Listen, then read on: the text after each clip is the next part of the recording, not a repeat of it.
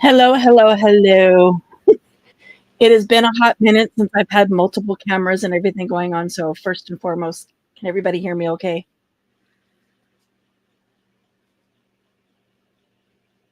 So, I've got a couple tabs open. I've got my camera above me going um, for another piece of it. I just want to make sure everybody can hear me. I also had to rearrange my entire setup to get the camera in front of me as well.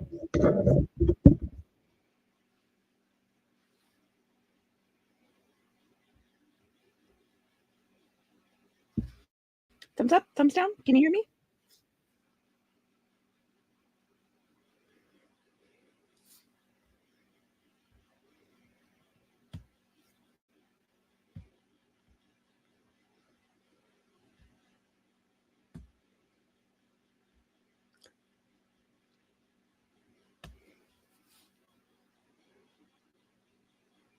Hi, Haunted Ghost Tube. Thank you for coming.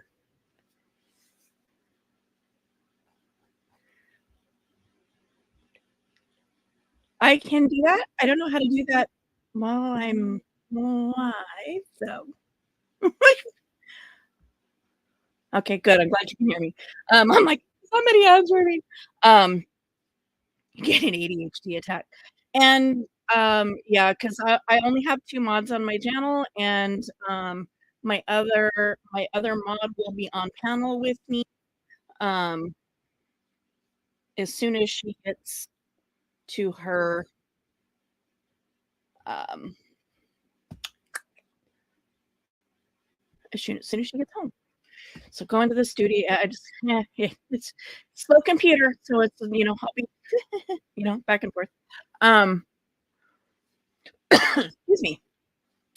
Um, so I know that there's going to be, I'm sure there's going to be people that are here, have never heard of me before. I know Haunted Ghost Tube. Again, I think you, Mona, was the one that shared your video with me early this morning. And while it is about the YouTube people, um, the message is what hit home for me.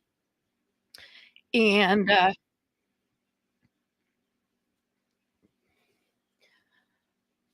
I found a lot of strength in your video this morning. And I just want to thank you for that. I do have my tissues ready, and I'm sure I will cry a lot. So if you don't like tears, my apologies. Um, but I kind of give you a little bit of a backstory. I am primarily a crafting channel. When I started my channel a year and a half ago, I did I shared a lot about myself, about my anxiety, my ADHD, my medical stuff. Um, and I was doing some mental health stuff as well. And it kind of went to the wayside once I got through like the stuff about me. It didn't seem like, unless I was talking about the YouTube drama and people could relate it to somebody within the YouTube sphere, nobody was really interested. And I'm like, well, I'm not going to waste my time um, putting all these PowerPoints together to go through the DSM-5 and all of that if, nobody's really interested. So I kind of like just let that go. And for the last year, I've been focusing just on my channel, doing my crafting and that kind of stuff. I have stepped away from a ton of the YouTube people. This is going to be weird because I'm actually going to be in my YouTube right now. So I'm not actually looking at myself. It's kind of strange. Um, talking into the abyss. Um, but like I said, I have focused mostly upon um my crafting and I'm in chats under this channel with this channel name, but there we go. That's the easy way to add as a moderator. Thank you, Miss Muzz, for that cheater way of doing it.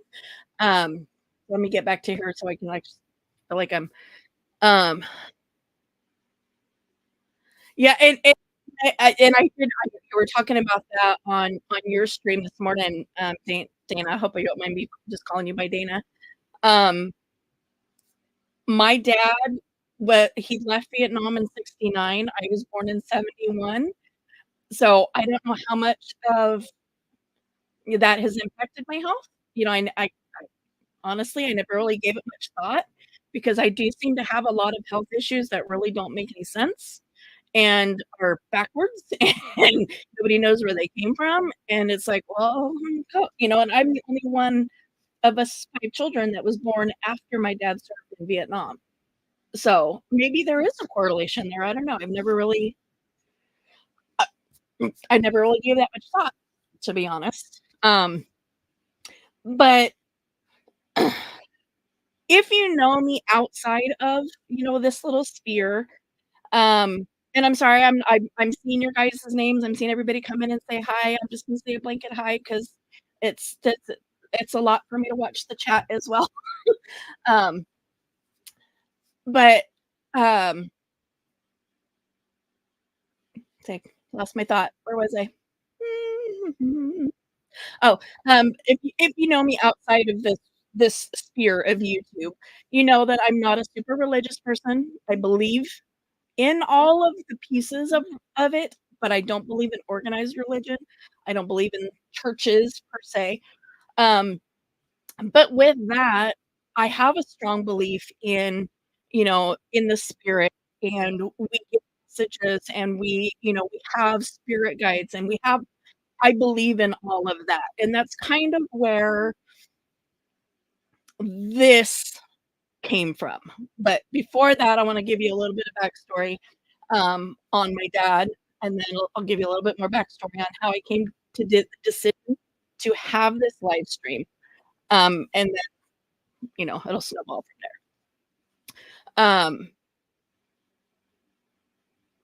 And yes, I'm ADHD, so I should have given myself notes 'cause I'm finding that I'm, losing track of my thoughts. Um,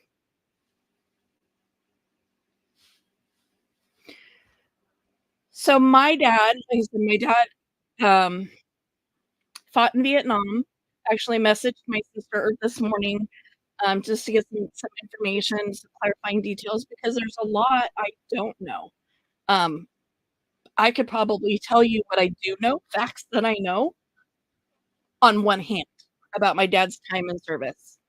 Um, because he like many of our children of war vets, we know that the parent that left is not the parent that came back. The human, the person, everything. That person did not come back from Vietnam. And my sisters, there's 10 years difference in age between me and my oldest sister. And there's, I think, 6 or 7 years between me and my next sister. So there's 3 sisters. My brother was in between us, but my brother died when I was 7, and then me as the baby. So there's a lot of age difference there. And so my sisters had an experience with my dad pre and post Vietnam. So they have something to compare. He came back in '69, I was born in '71. The only dad I ever had, the only dad I ever knew was post Vietnam, post trauma, you know, and all of that. Um, and like I said in my description, wow, Navy in '71. Yeah, it's crazy. My dad earned a Purple Heart. I know nothing about it. I didn't even know he earned a Purple Heart until we were cleaning out his belongings after his funeral. I had no idea. And again, that was a question I asked my sister earlier. I'm like, "Do you know any details on the Purple Heart?" And she's like, "The only thing I know is that he was shot, but we don't know anything else about it." It's like, he kept all of that so locked inside that, you know,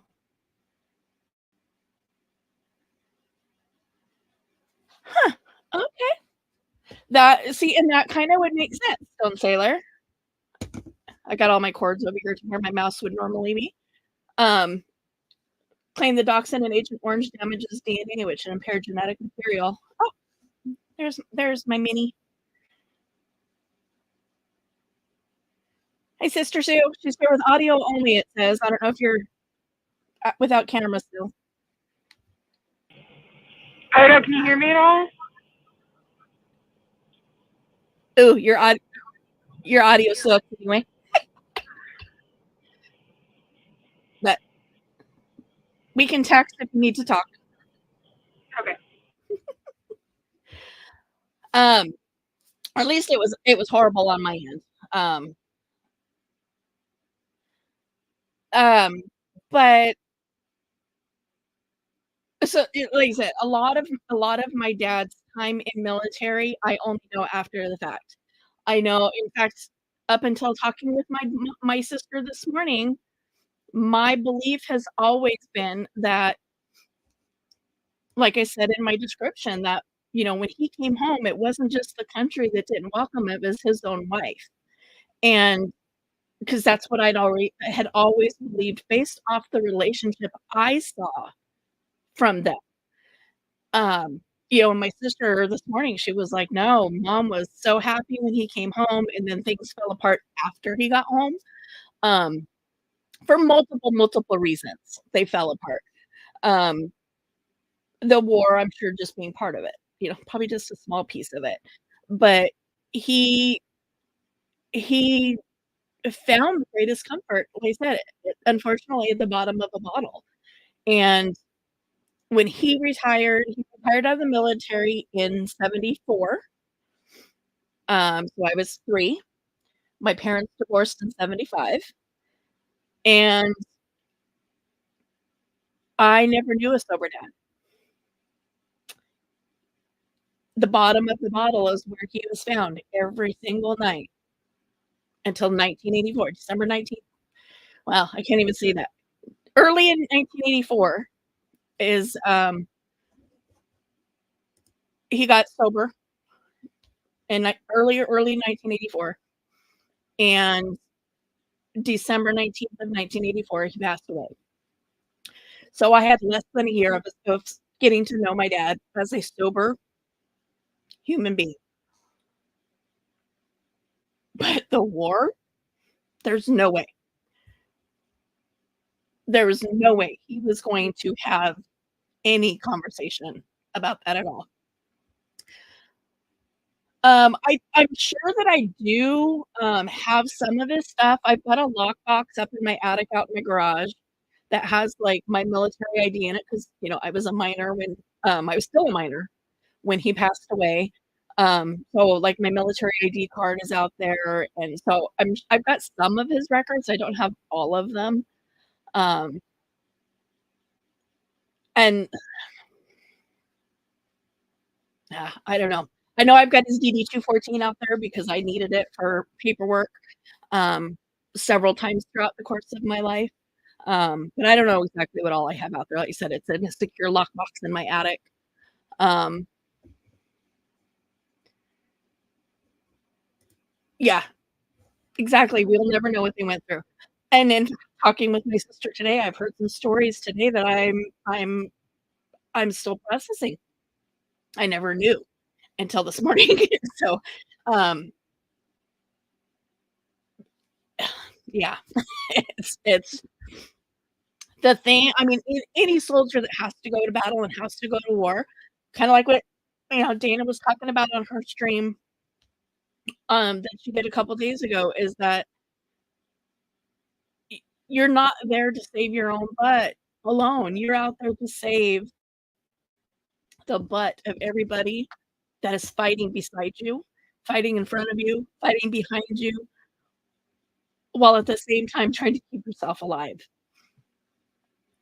And so we will never know. And I 100% agree with Dana too, which that, for the great majority of people, if your vet is still walking the planet February 21st, 2024, you are still serving with them. Absolutely. Our pain our service to the military. In a way, I feel we're lucky because our service to that ended when my dad passed away because he was no longer suffering.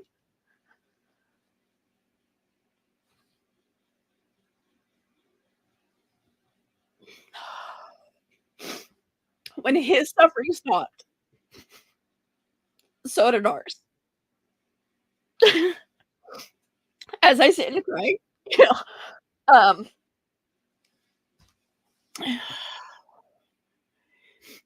but needless to say, if you've watched my channel and you've watched any of my crafting videos, um, you'll know that over the last, I don't know, the last month and a half or so, I have been feeling this strong pull, and I'm doing these random prompts, so doing the collages and stuff, and it was like week after week after week, prompt after prompt after prompt. It just kept it was my dad. My dad just kept coming at me, you know? I'm like, "Okay, there's a message here. I just don't know what it is yet. I haven't figured it out." Enter in this whole process that with my medication, coming off the meds, getting some clarity in my brain, talking with my sister. I had a really, really long talk with my sister. And while I was talking to her, it was like, bam, a huge light bulb came into my head. And I was like, "Oh God, I think I know what this is. I think I know what this is." And that's where this stream came from. Is is that realization that, oh my gosh, I'm because I was on the medication that was dulling my senses for so long, I never really processed the anger that was happening, and it just everything kept flooding in.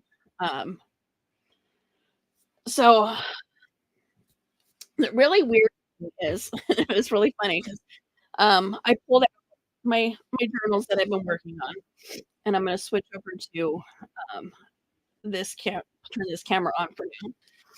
So going through looking back at my prompts, the really ironic thing is the first one that I did that was started pulling toward my dad was done on January 17th, which is my brother's birthday.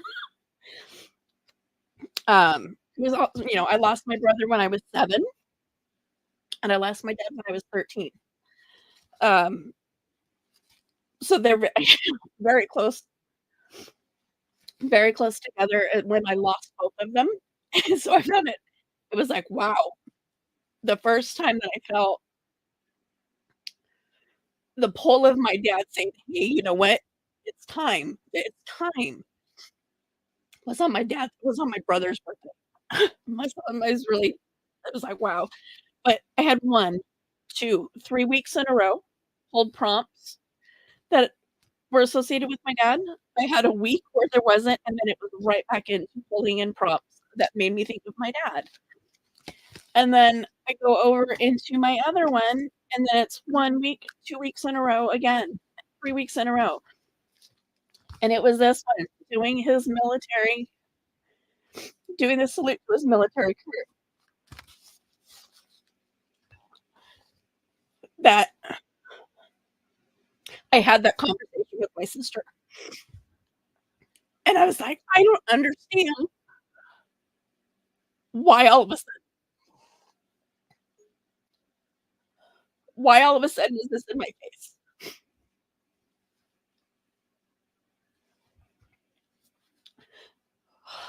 And then, like I said, and then it hit me like a light bulb that a year ago, this time last year, and I'm not gonna identify the person by name because, I mean, it's number 1, it's YouTube. Number 2, the internet is forever, and eventually his daughters may come across this. So, um, I'm not gonna mention my name, I'm sure. throughout the course of this, people are gonna figure out who it is that I'm talking about, or at least in general. That's awesome, Dana. I'm gonna have to check. Do you share your artwork and stuff on your channel? I kinda, like, scrolled a little bit this morning, but I was so distracted I couldn't focus on anything. I, like, haven't even crafted yet in here. I've just been, like, staring at my stuff. I haven't been able to do anything today. Um, and thank you, Stone Sailor. I appreciate that. Um, but I'm gonna rewind. I'm gonna go a little further back. 2017. My husband's also a vet.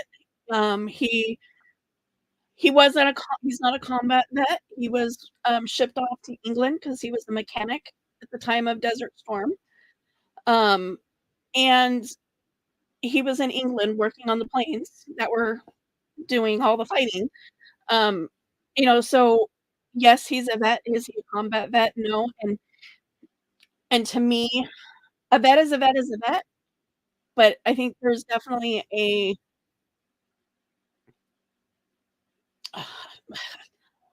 I almost said a line in the sand, but that's not even what I mean. There's a differentiation between your in my mind anyway, between, like, your standard vet, that was in the military, went through the ranks, did their service and everything, and the ones that were toe to toe, bullets flying by their heads, fighting for their lives, fighting for the life of the person standing beside them. To me, in my mind, those are 2 different classifications of vets. Not that anybody deserves any less respect. Anybody that's willing to put their life out there to protect another human being, to protect their freedoms, to protect their country, deserves that respect. Um, Hands down, and I wanna make sure that that is clear. Um, but the the combat vets, and especially and I know I mean, the people that came out when coming back from Afghanistan, they didn't get the warmest welcome from our country either, and that angered me because 'cause I'm like, "Did we not learn anything from Vietnam?" You know? Yeah. Um, 2017,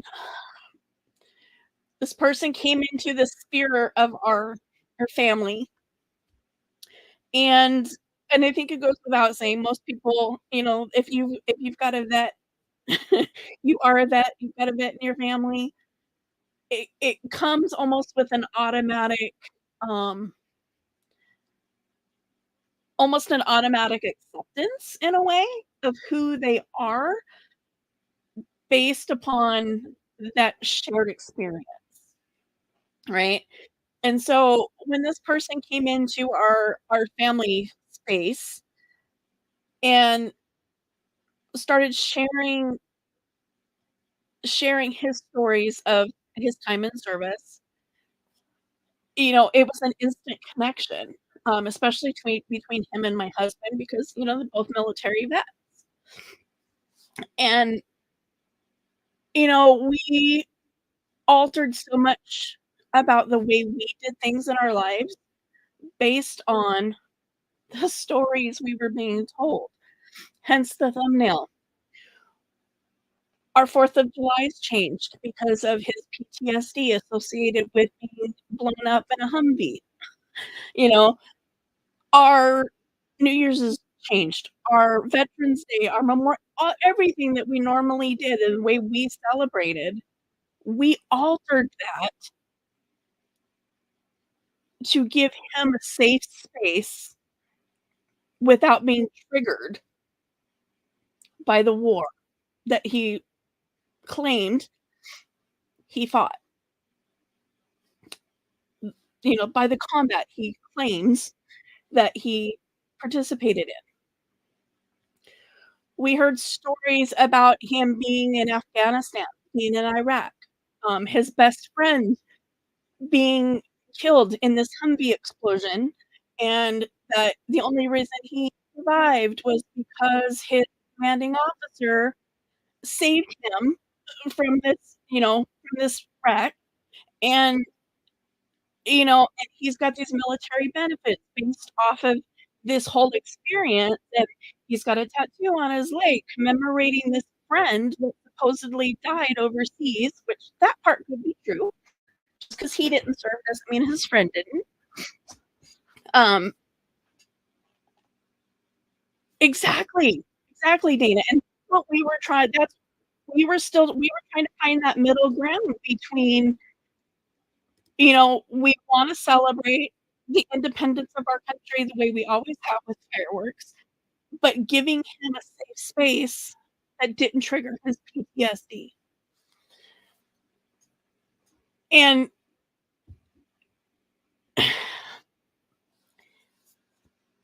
but the downside to that is we weren't seeing any of that. We weren't seeing the signs of PTSD, um, except for when it was convenient. And unfortunately, I don't think any of us really caught on to that until much, much later. Um, 'Cause, like, how could somebody with PTSD that's not about fireworks, thinking they're back in the war, then grab a handful of firecrackers and throw them into a fire pit when nobody's looking and scare everybody else? So there was little things like that that I think we kind of blindly looked past, not realizing maybe, I don't know. Um, but, there was all these war stories. And then in yeah, smallest sounds in the middle of the night. Yeah. And we would hear that too.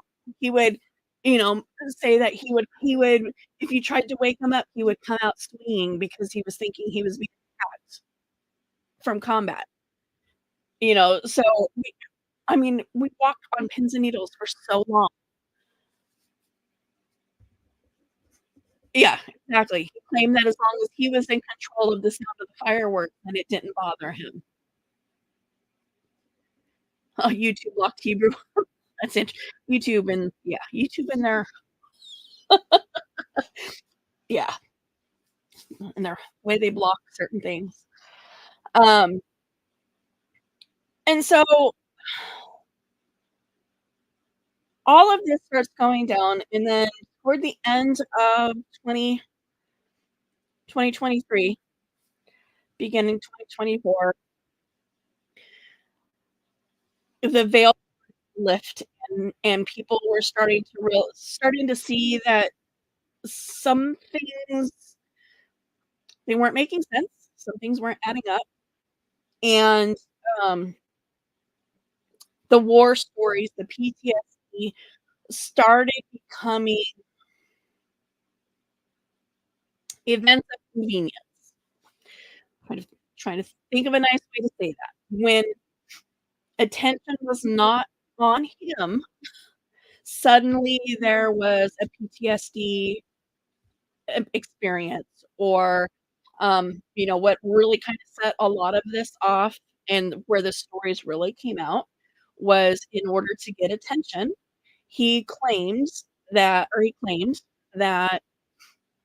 the CO that saved him from the Humvee accident had committed S, and out of the blue, somebody who hadn't spoken to in, God knows a decade, contacted him out of the blue to let him know that the CO committed S. And then the next day, supposedly the person that called him also committed S. So there's, like, no track of, like, any of this being true. Well, fast forward a couple months later, and a conversation is happening with a third party that was part of his life during his military career, and that's when everything blew up. That's when we found out he was never deployed. He never went overseas. He was never in Iraq, never in Iran. There was no Humvee explosion. He was never in combat. Um, in fact, he worked in an inventory room the entire 4 years he was in the Army.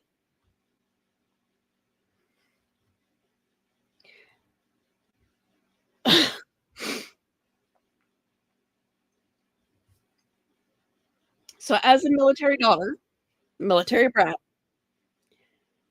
Oh, I'll get yeah, it's on his DD 214. Yeah.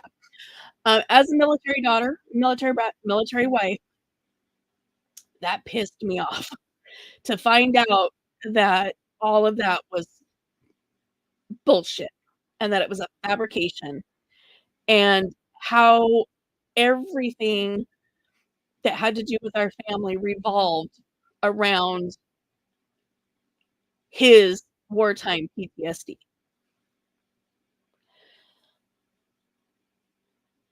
And so we get to talking about it. My daughter and I get to talking about it. I said, "I'm sure you guys are gonna figure out who it is as throughout the course of this." My daughter and I get to talking about it, and I said, "Hey, do you know where his military paperwork is?" And she's like, yeah." And I said, "Go grab his DD 214. I wanna see what it says." So we're on the phone, and she's reading me yeah, held hostage. That's a good way to put that. We were held hostage. Nothing in our lives was the same after he came into our lives because everything triggered his wartime PTSD. Everything. He couldn't sleep here because of that. He couldn't do this because of that. He could, and oh, we can't do that as a family because of it. And it was like, and we have since realized that the narcissism really kind of came out in the last year as well. No, no Stone Sailor. Not a YouTube person. That's why on my banner it says it's not about YouTube. It's not about weaponizing. This is a person in my personal life. All hitting nails on the same board. Yeah. Um, pulls out the DD 214, and I will show you. I'm gonna add this up here, and this is small print. Sorry, I tried to blow it up so that you guys could see it a little bit better.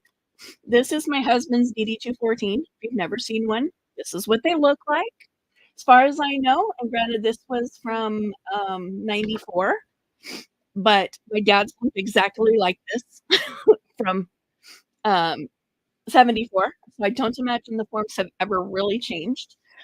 The black lines are where I've redacted out personal information just in case somebody is able to blow it up and actually read this. But in this section of the DD 214 right here, well, this is your years of service, but this section right here talks about your medals, your ribbons, any of your awards that you received while in service.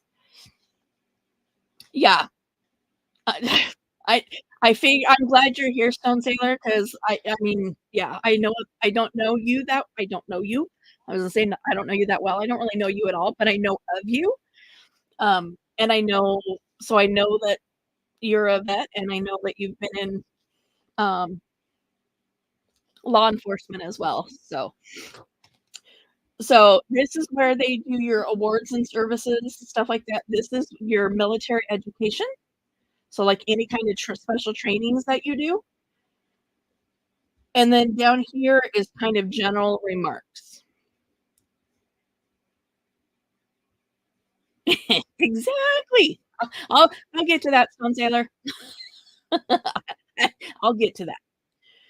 So, as I mentioned earlier, my husband was deployed to England during Desert Storm as a mechanic. He was working on airplanes, and then he cross-trained into munitions maintenance. So he was the bomb sandblaster, bomb cleaner. Um, so his stuff says, and it's really hard to read, because it's like a copy of a copy. um, Air Force Training Ribbon, National Defense Service Medal, Air Force Good Conduct Medal, um, small small arms expert, marksmanship ribbon, rifle, Air Force Overseas Ribbon long term. That's his time that he spent in Desert Storm. Air Force Longevity Service Ribbon. That's because he reenlisted voluntarily. Outstanding Unit Award. Military education, basic military training, um, system munitions systems specialist, That was when we were in Guam. Tell me that's not crazy. Your husband's at work blowing up bombs, sandblasting bombs, and every time a siren goes off on the base, you don't freak out. Um, Apprentice airlift, electrical and environmental, and that's what he was doing during Desert Storm, was electrical and environmental. And then down in remarks, term of current 4 years, gives dates of service, support of Operation Desert Shield, Desert Storm, extension of service at the request, and for the convenience of the government. Nothing follows. So that is directly off of my husband's DD 214. Now, when we pulled up this other person's DD 214, I'm like, give me the codes, give me the training codes, tell me what it says, da da da da da. Well, I don't know if it's such a great port for the Navy anymore now that it's been hit by so many um so many typhoons. I think they only really have one base left that's really functional. But on his DD 214, we were able to look up training codes and medals, everything. The only thing that it said on there gave the code for the inventory specialist, which I looked up on the Army's website. I went straight to the Army's website, punched in the code, and it was the inventory specialist, which matched up to the story of the person the third party we were speaking with. And nothing, no mention of overseas, no mention of wartime anything, no nothing. And I'm like, no, wait a minute. Iraq and all that. I mean, they have, not only do you get your standard combat awards for that, but they had special awards given for people that fought in Desert Storm in Afghanistan, Iraq. They had, not only did you have your combat medals, but you had specialty ones specifically for that war. And it would be on his DD 214.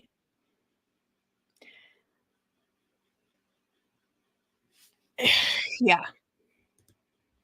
Exactly. And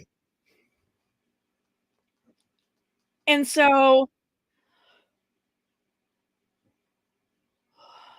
I was kind of scrolled over and caught a comment, and yeah, that one's still rippling through the family, and it will for a long time. It will forever, unfortunately.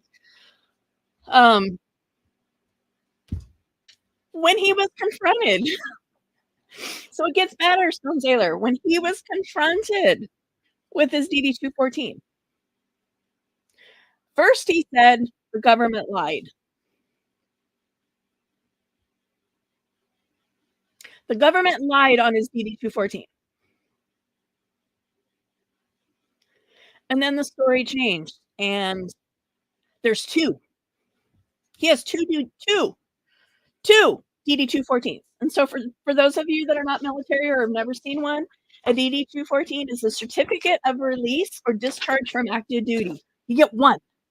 The only way you would ever have two DD 214s is if you re-enlisted and re-discharged.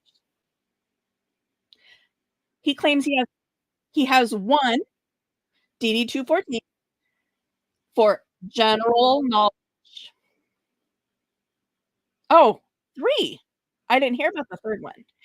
And a second one that's the super secret government one that only government officials are allowed to, because he was involved in some super secret, was EOD,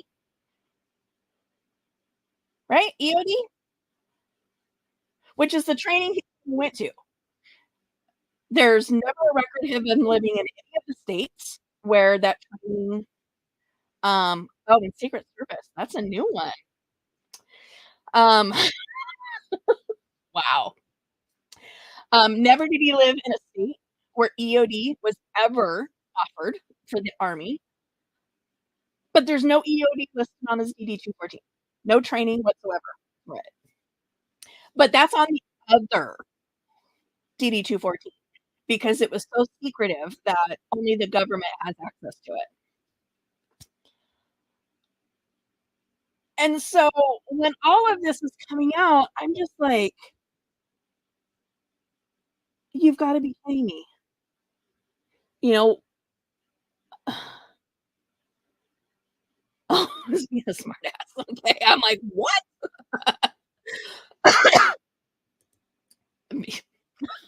Oh, kitty. And I don't know. I'm still trying to figure out really what was the point in all of this. Was this about was this about the whole narcissism stuff? Is this about making himself look better than what he is, trying to make himself look more important, that delusions of grandeur? Was this about trying to make his dad proud of him? Was this about trying to make my husband proud of him? What was this? What was the point of this? And then to not only carry it on for the last 5 years, but then to also slap us in the face over and over and over and over again with these bullshit stories about duplicate DD-214s and a fake one and a real one, and one's redacted, and you can't find my records because everything's blacked out because it was black ops, work that I was doing, and, it just goes on and on and on and on. And give it time. We still have time.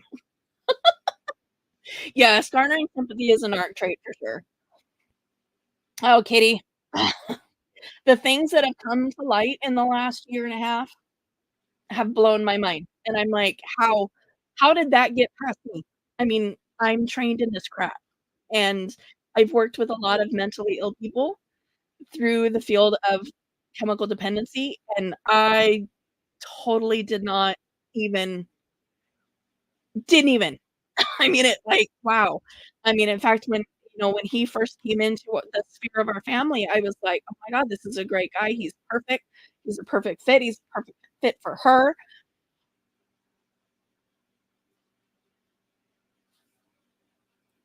And the things that I liked about him in the beginning has turned out to be all the things that were not real. You know, the traits that made him such a good person and a good fit for our family are the very things that were fake. Not just about his military career, just him in general. I don't know that there's anything real about him, to be honest. Um, yeah, see, I'm the same way. Like I was saying at the beginning, Napa, I mean, I learned stuff just this morning talking to my sister. My dad died when I was 13, and he'd been sober less than a year when he passed away. So, I I don't know anything about him. I don't know anything about my dad as a person. I don't know anything about him as a vet, as a soldier, as a husband. I know nothing about him.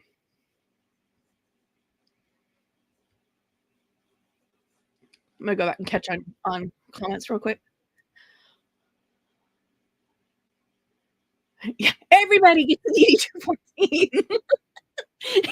It's the document that discharges you from all branches of service. If you do not have a DD-214, the government still owns your butt. Everybody gets and I'm like, and you don't get to, blinding us with distraction like that. That's a good way of and my family goes way and forward, military. My dad, my grandmother, my great-grandfather were all Air Force, even back when it was Army Air Force. I had family there. Um, my niece and my niece's baby, one of my bonus sons was a Marine. My sister-in-law's husband was Air Force. Um, the brother-in-law, the son-in-law, their military has always been a big part of my circle. Um, so yeah.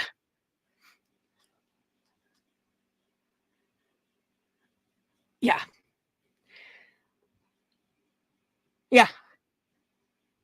I was I heard you mention kinda allude to that a little bit on your stream, and I was like, "Mhm." You know, not I haven't looked at my dad's paperwork. What little I do have, I haven't looked at it since I was probably 14. Um, I packed it away, and I haven't looked at it since. I'm almost afraid to look at it to see what's in there because 'cause I'm sure I'm gonna find a lot of stuff. And I think another reason that this really kinda came into my face, like I said, coming off the medication, going through withdrawals, um, really kind of, I was I was taking medication as a pain management, so I'll be transparent with you guys. It was Cymbalta. It was prescribed to me as pain management for nerve pain, and it comes with an added benefit of having, an it's prescribed primarily an antidepressant. Um, so being on it really kind of dulled my senses a lot, and I didn't realize that until I wasn't able to get my script refilled and cold turkey withdrew from it. And all of a sudden, all these emotions and all these thoughts and everything started flooding back in, and I was like, "Oh my god, I have been burying this." So that really kind of brought a lot of this out, but I also, the fact that I am currently 52, and I am the age at which my dad died. Um, oh, that's funny. I was I was just getting to that comment. No, my father, passed away. He was killed in a work-related accident in 1984. Um, and, you know, I was thinking about that earlier, and I'm like, "Man, I remember when the accident happened, and we were suing the company over, over his death, and they came out and tried to say that he committed S, and that it was an intentional accident because he couldn't deal with his mental health anymore, and I'm like, A, if he was gonna if he was gonna commit S because of his military career, it would have been in the early '70s, not the mid '80s, so many years later. And number 2, who in their I don't care how far out of your right mind you really are, to the point that that is your only option, you're not going to choose to crush yourself between a semi truck and a semi trailer as your means of going out. But they tried it. They took it to court and tried to say that he did it himself in order to avoid having to pay for a wrongful death for their faulty equipment.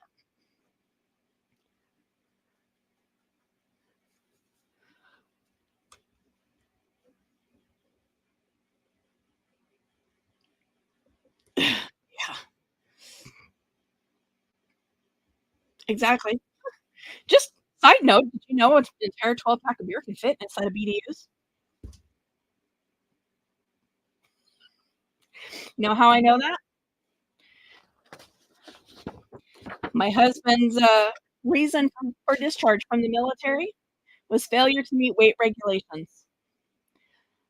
But when they would do their fitness runs, they would all load up a case of beer in their BDUs and drink a case of beer while doing their fitness runs. But he was discharged for not maintaining weight. Make that make sense. Um,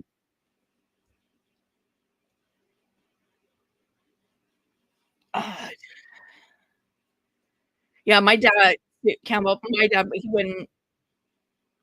I mean, if he even admitted that he was in Vietnam on a good day, it was a shocker. Right. And that's what I say. The Stolen Valor Act is about money.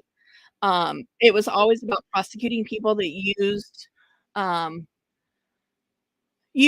either used true military service or fake military service in order for financial gain, like going in and saying and using fake documents to gain loans based off of military service or going in and gaining VA benefits, you know, trying to anyway. I would hope that the VA would be smart enough to go, "Wait, these are fake documents. But, you never know. I'm not exactly impressed with the VA right now either because, said person is committing fraud and they're not following up on it. So, um, yeah, most people I've never known anybody come back from Vietnam to openly talk about their experience there. Um, and even what we do know, what the news provided us after the war was over is a drop in the bucket.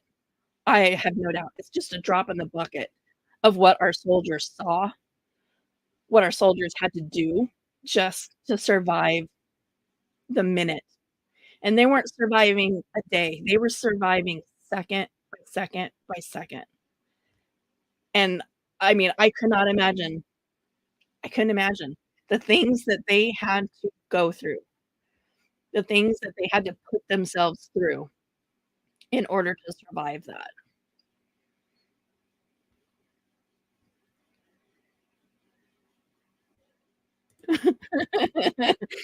Was this what I just said about him committing fraud with the VA?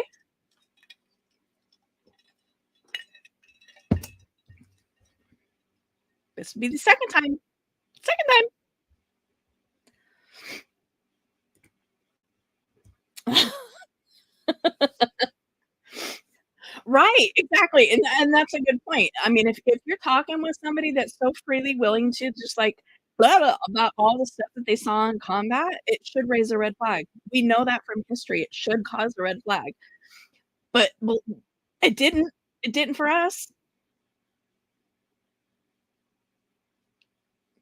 and as we it should have, but it didn't.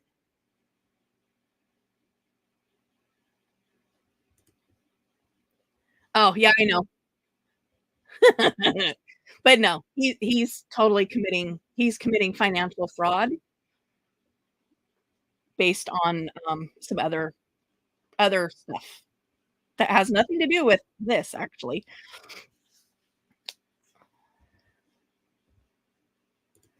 Right. They have to be financially valid. Um, well, for it to be prosecutable stolen valor, yes, I agree.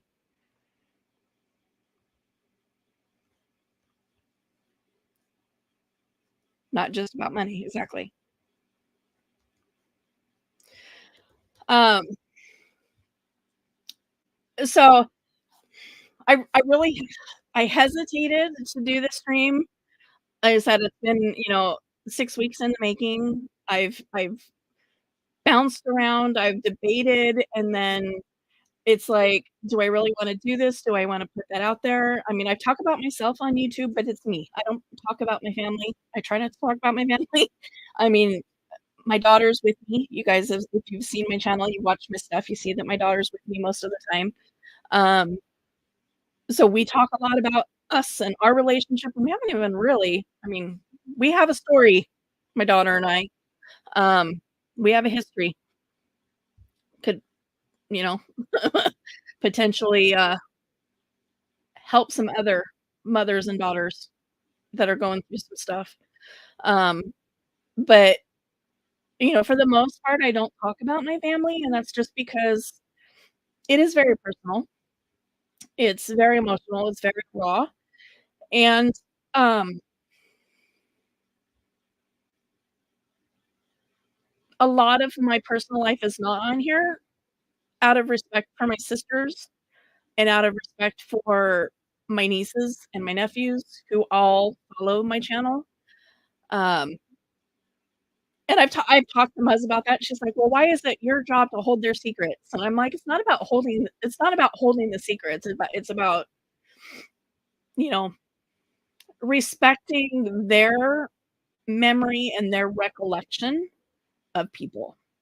And it's not my job to ruin that and to to shatter their, rose-colored glasses. That's for them to figure out on their own, you know?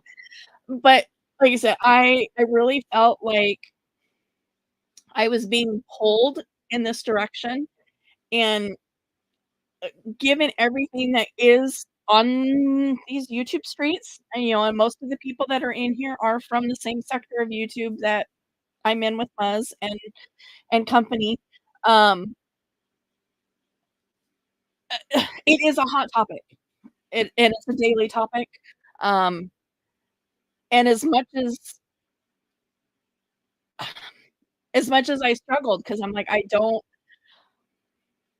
want my story and my situation to be weaponized in that fight, nor did I want my story to be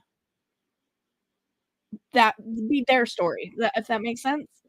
But at the same time, I'm like, I yes, Stolen Valor versus the Stolen Valor Act, 100%. The Stolen Valor Act is the financial part where it's prosecutable. Yeah, it's about yeah, I agree, and it's about for me, it is about the code. Um, which is why I did put in that banner. This is not about YouTube. This is not about anybody on YouTube. This is about me, my family, and the people and the person that came into our life based on something and then turned everything upside down when it all came to light that none of it was true.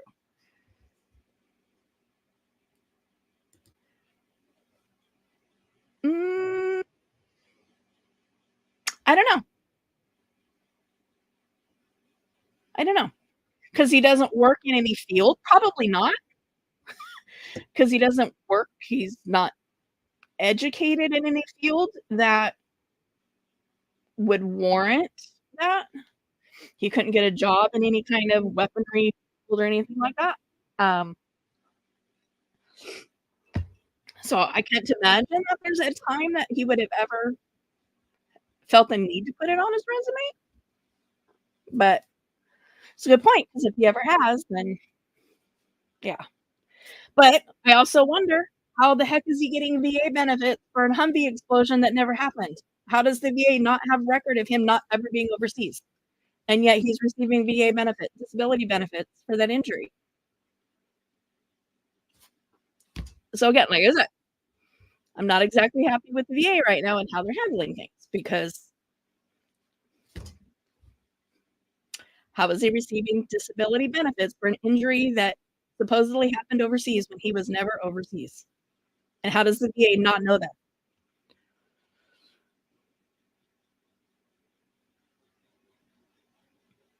So,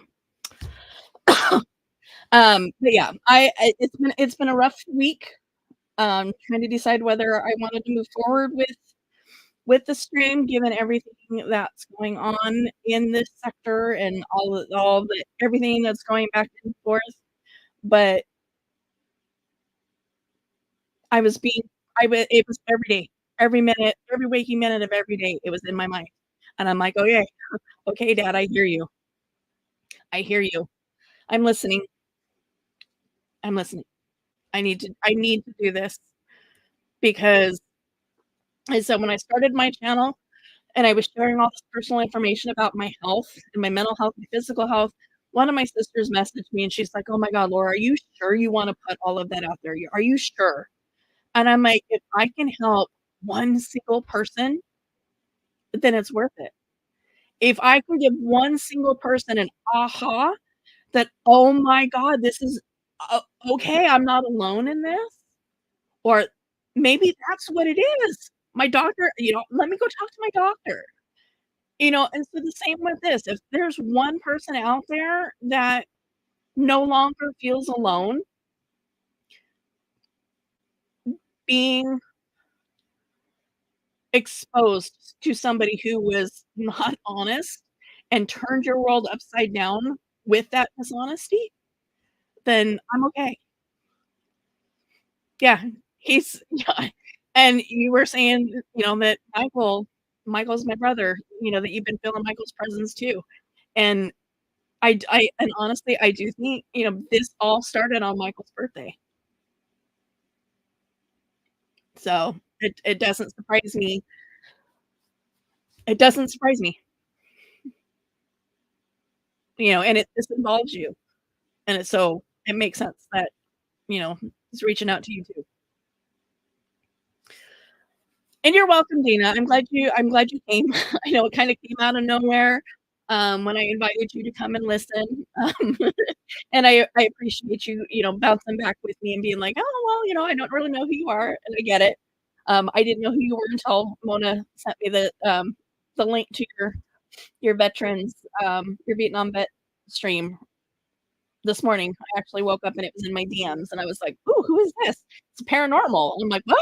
And then I went and listened, and I cried. And, yeah, so I'm glad you're here. He's always hanging around, for sure. Dude, we have that's what I'm saying when I said I'm not real happy with the VA and how they're handling things. And that's not even the only way that he's committing fraud. He's lying to them about so many different things, and they're just like, "Oh, okay." I'm just like, "I don't understand." And he's getting so much money from the VA based off of these lies. And I'm like, "I don't understand."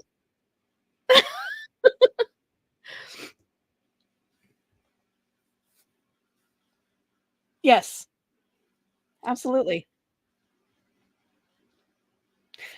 There's the gaslighty of that narcissistic abuse. There's the person that, was the one that got to be the victim of a lot of his stuff.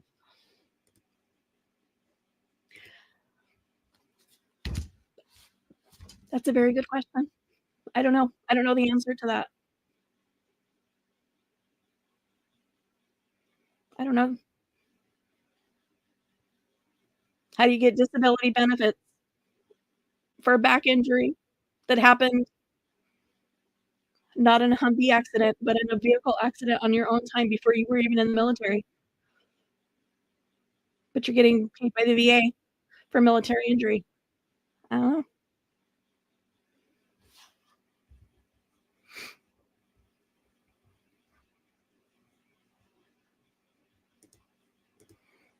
Well, and I hope they're aware of everything, like everything.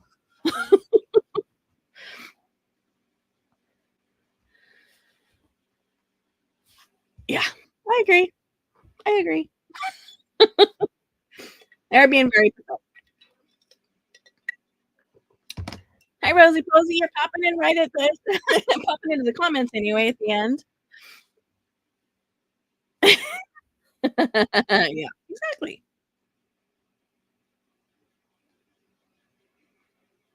Mhm. It's been reported multiple times, and they just, "Okay," and turn away. I'm like, I don't know. I don't know. Well, hopefully this is my last my last emotional dump for a while. Um, After I had to talk with my sister and the big, Luxor lamp light bulb come out of my head about why my dad was in my face and slapping me and being like, "Wake the hell up. This you need to process this." Um, because in reality, yeah, I was angry. I've been angry at him for the last year, but I don't think I really processed how angry or how deeply I was hurt by his actions, and it's like, and I think no, I know. Even with my husband not being a combat vet, I would have been angry with the truth coming out. Just like, my daughter is angry. That's her dad. He lied to her dad, who is a military vet. She's angry too. But I it's that deep wound. It's that deep stab, knowing, like I said, knowing that I did not get my dad back. He was here, but I didn't have my dad. He was he did not come back from Vietnam. And so to look me straight in the face and tell me these lies. And I said, until I kind of came off the meds and really kind of started processing that, I don't even think I had a clue how hurt I was by that. I was angry for sure. I was angry for my husband, I was angry for my dad, I was angry for my niece, I was angry for every vet that ever served. I was hurt because he got to come home. He got to leave his job. He got to go back to living a normal life when he got out of the military. He got to have children and love his children and love his life. My dad didn't get that opportunity, and I didn't get the opportunity to have a dad.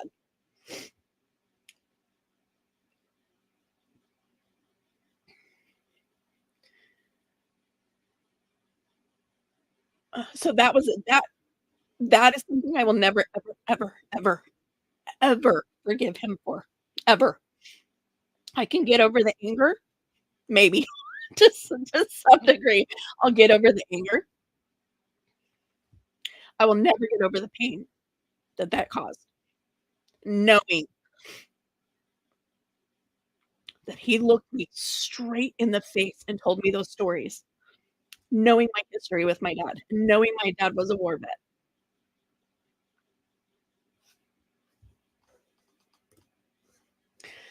Absolutely. Absolutely.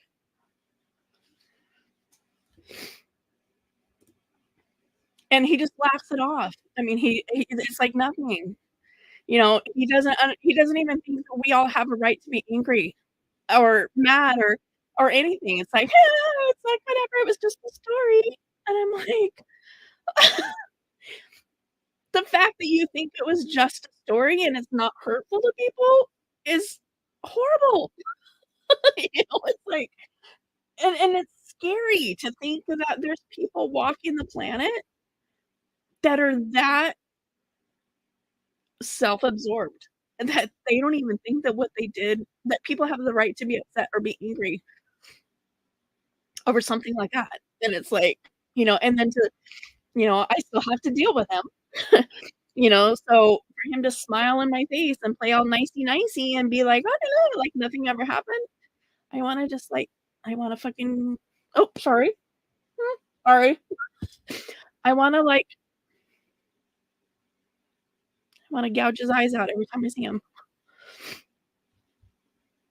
If he was gone, I wouldn't I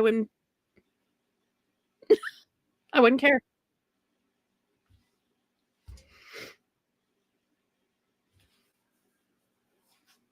No, because he doesn't care because he doesn't feel he lied. He won't admit he lied. We're all making this up. We don't understand. We don't understand that he has 2 DD-214s. We we looked at the wrong information for where EOD training would be. And no, you probably looked in the right place, but, it's all Secret Service stuff, and so you're not gonna have access to that information. He doesn't care because he doesn't feel like he did anything wrong. He didn't lie. We're making all of this up.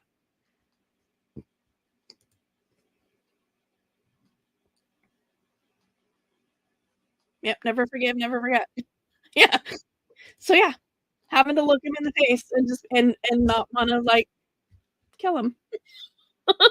And yes, I'm on YouTube, and I'll probably get in trouble for saying that, but,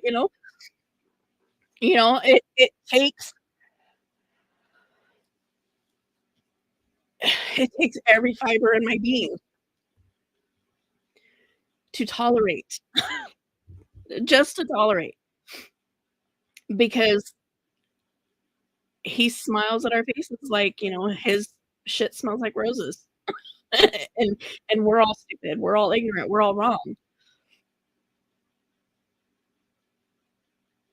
I agree, olive oil definitely doesn't take away what they did, ever, ever. I agree.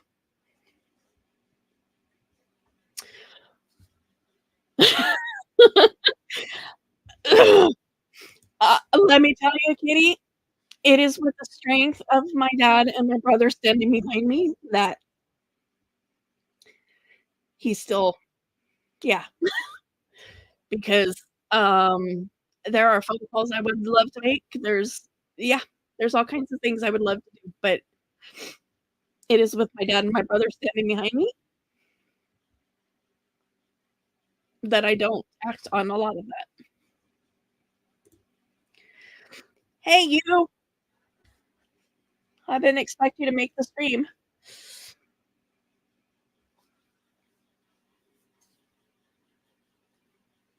And they do, Kitty. They are a lot of, they're a lot. They're behind a lot of what I do and the decisions that I make, um, because I always feel their presence, 100%.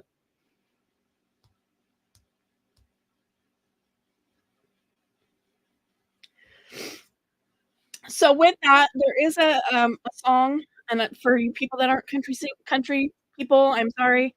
There's actually 2 songs that really, they hit home for me with my dad, um, and and it never fails when they play them on the radio, they always seem to play them back to back, and again, I'm like, "Okay, dad, I hear you." Um, and I'm gonna play it at the end so that if YouTube nails me and I have to go in and edit it out, I don't lose any of the content in the process. Um,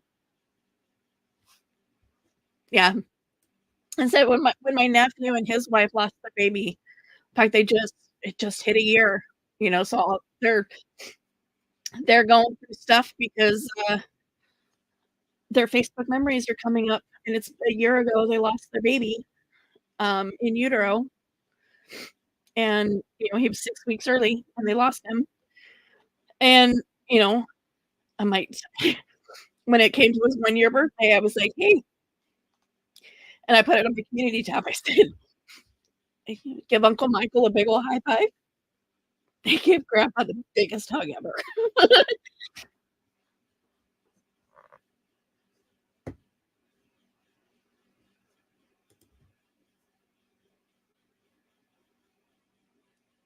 Yeah,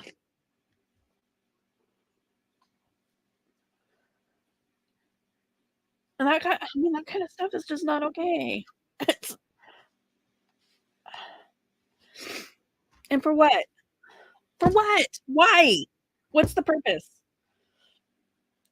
I mean, does your life have so little value that you have to make up stories like that in order to make yourself feel important? I just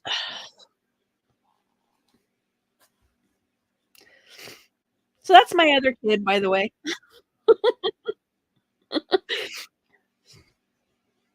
That's number 2.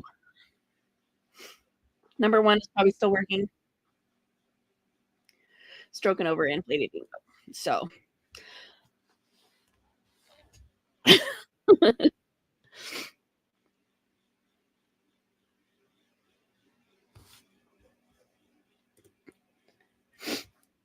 you're welcome, and again, I thank you for coming.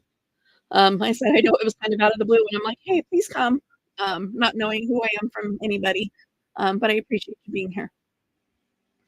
So with that, I'm gonna leave you on, a Reba McEntire song, and like I said, if YouTube nails me, then I could just go in and edit out this last little bit without me having to lose any of the content of the stream. Um, so thank you everybody for tuning in, replay crew, everybody, and everybody all in between. Um, so we'll talk to you guys later. Oops, I gotta share the I should probably share the right screen, right? Yeah, I love Reba. I love Reba too. I love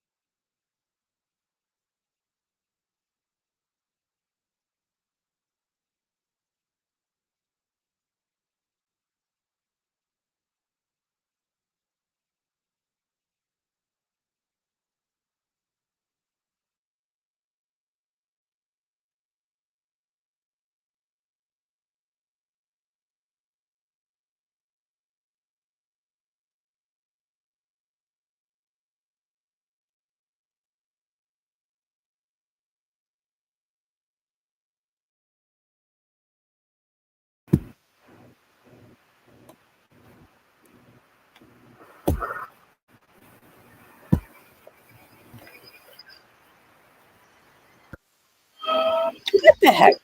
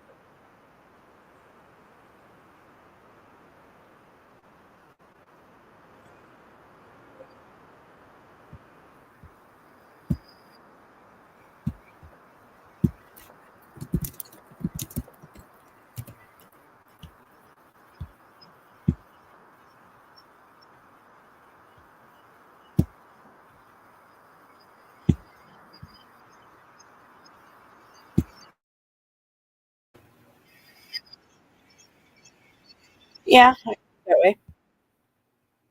Unless you can hear me now.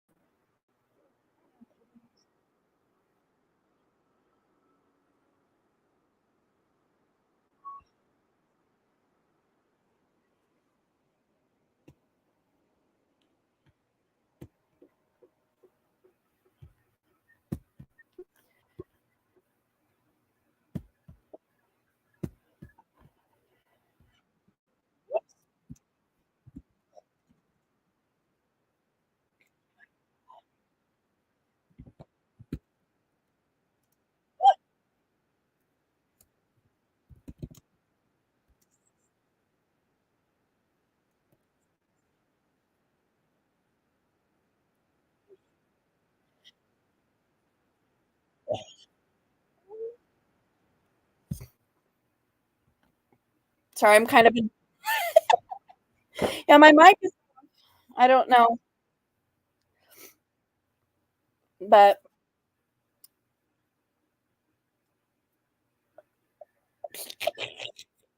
that's funny. So, anyway, it's The Greatest Man I Never Knew, by Reba McEntire. Makes me cry every time. And the other song is, Daddy's Hand, um, by Holly Dunn, if you wanna listen to it. Yeah, it for some reason, it wouldn't do the YouTube. I mean, I could try again.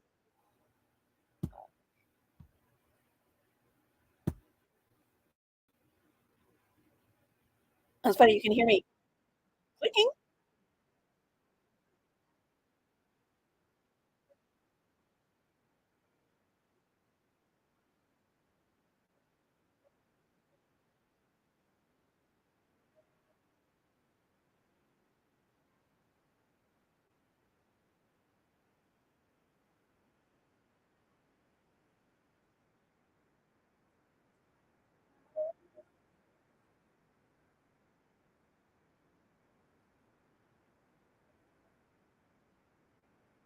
Yes, no?